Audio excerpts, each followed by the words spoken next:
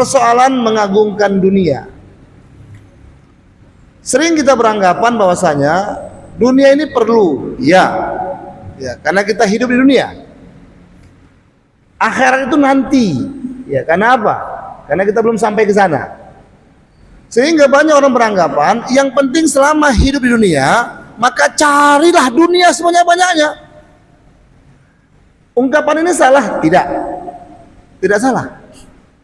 Tapi ketika nanti berbenturan, Pak, ya, berbenturan antara kepentingan dunia berbenturan dengan kepentingan akhirat, dia menangkan kepentingan dunia, itu yang salah.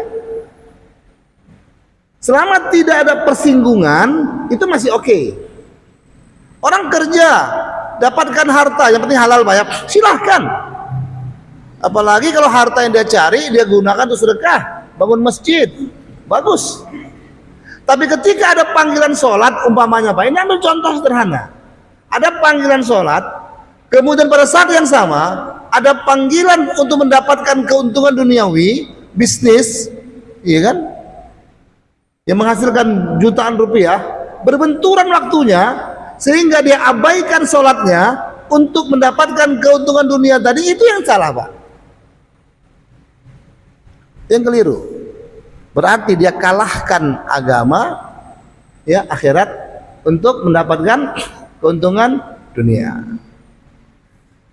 Bapak Ibu, Allah Subhanahu wa taala sudah ingatkan kepada kita bahwasanya dalam banyak Al-Qur'an, dalam banyak ayat Al-Qur'an, ketika Allah berbicara tentang kata-kata dunia di dalam Al-Qur'an, Pak, itu nadanya pasti merendahkan.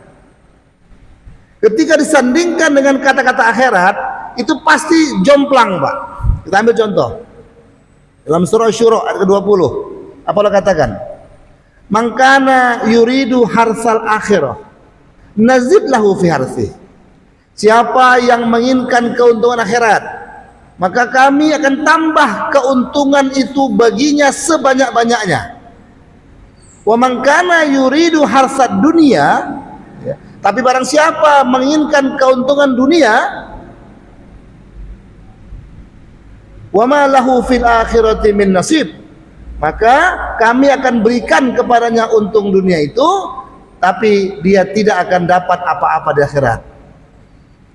Ada sebuah komparasi, perbandingan nyata. Ketika Allah ceritakan tentang dunia dan akhirat, tetap nada jomplang, Pak. Cari dunia dikasih, tapi tak dapat bagian apa-apa di akhirat. Pilih mana kita, Pak?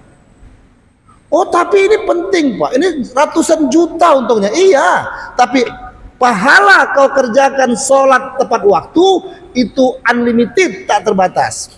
Tapi kadang-kadang untuk yang ratus juta tadi, Pak, kita korbankan sholat kita, kan gitu deh, Pak.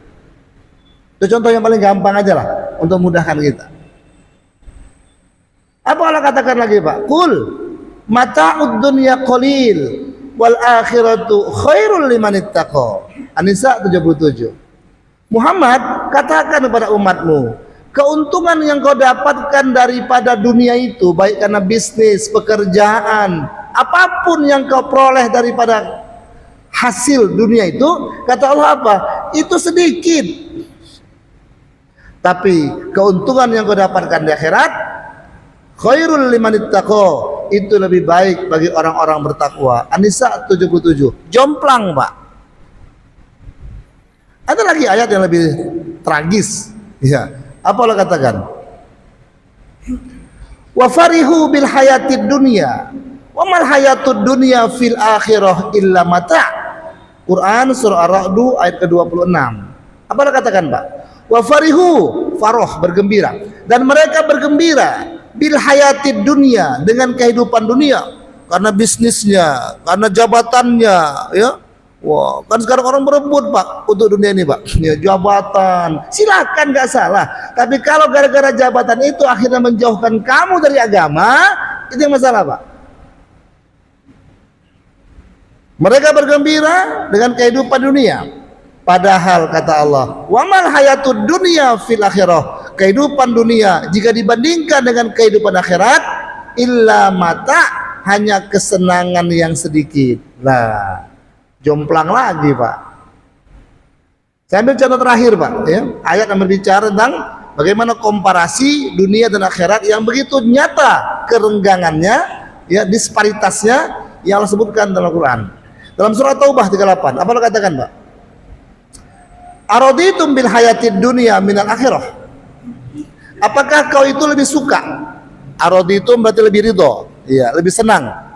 Bil hayatid dunya minal akhirah, terhadap kesenangan dunia dan berikut, ya, keuntungannya dibandingkan dengan kehidupan akhirat. Apakah kau lebih suka kesenangan dunia ini dibandingkan dengan kesenangan akhirat? Apa Allah katakan Pak? Allah kunci dengan kata-kata fama mata'ul hayatid dunya fil akhirah illa qalil. Padahal kesenangan dunia ini dibandingkan dengan kesenangan akhirat illa qalil. Wah, qalil itu Pak, kira-kira kalau bahasa kita gini Pak, nih ini qalil nih, alah, kecil lah gitu Pak. Jadi Allah sudah katakan Pak, dengan apa namanya, dengan satu kosakata tunjuk qalil, menunjukkan bahwasanya kesenangan yang kau cari di dunia ini tidak ada apa-apanya jika dibandingkan dengan kesenangan akhirat. Nah Bapak Ibu, kita kembali ke pangkal kaji. Jadi Nabi katakan, kalaulah umat ini sudah menjadikan dunia sebagai orientasi kehidupannya, maka akhirat dilupakannya. Yang terjadi Pak, halal haram hantam. Dia nggak ada hukum halal lagi Pak, haram nggak ada. Ya. Kenapa? Semua jadi boleh Pak. Yang paling menyedihkan lagi, semua akan dirasionalisasi dengan pendekatan akal ketika ada sesuatu yang haram, kata agama. Riba itu jelas-jelas haram Pak. Tapi katakan kalaulah riba sudah merajalela, perzinaan sudah merajalela, maka tunggu Allah Ta'ala akan turunkan kemurkaannya, hilangkan keberkahan dari muka dunia. Riba, zina. Tapi kan tak sedikit Pak yang merasionalisasikan riba dengan mengatakan, kalau udah zamannya Pak, macam mana pula, udah begitu keadaannya, dan seterusnya dan seterusnya. Suap, perkara yang paling Allah benci, sehingga Allah katakan dalam hadis nabinya, Allah laknat si penyuap dan yang disuap. Laknatullah ala rashi wal murtash. Ar-rashi wal murtashi finnar, penyuap dan yang disuap dua-duanya masuk neraka. Tapi kan terjadi Pak, berapa banyak di antara kita yang merasionalisasi persuapan itu dengan dalih udah zamannya Pak, kalau nggak disuap nggak bisa keluar Pak, gitu dia.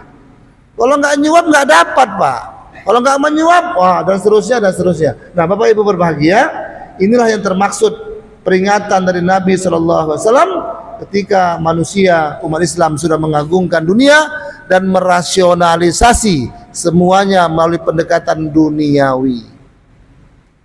Bapak Ibu berbahagia, ada satu ilustrasi cantik yang diberikan para ulama terkait dunia dan akhirat.